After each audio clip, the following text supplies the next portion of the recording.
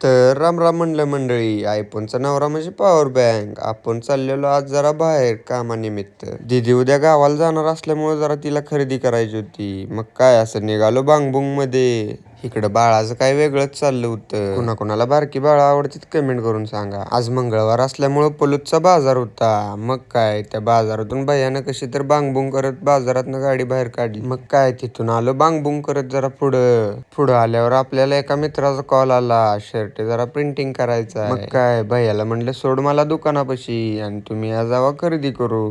ज्यांना कुणाला आपलं शॉप माहित नाही त्यांच्यासाठी पत्ता सांगतो. आपल्या शॉपचा पत्ता आहे आमनापूर रोड, देवळेवाड्याच्या समोर. आपल्याला करायचं होतं शर्ट प्रिंटिंग. मग काय आलो असं शॉपमध्ये आलो ना, आरशात बघित नाही असं कधीच झालं नाही. शॉपमध्ये आल्या आल्या लगेच कामाला लागलो. लगेच अशी मस्तपैकी एकदम कडक डिझाईन करून घेतली. डिझाईन तयार करून घेऊस तर तोपर्यंत भैया पण आला.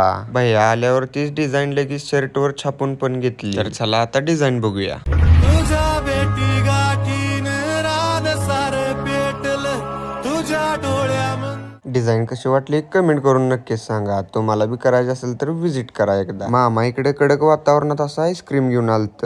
असल्या कडक वातावरणात कोणाला खाऊ वाटणार नाही असं नाही. काय बांगबुंग मध्ये असं खाऊन घेतलं एकदम कडक. सब क्या देखना पड़ रहा है. अच्छा है मैं अंधा हूँ.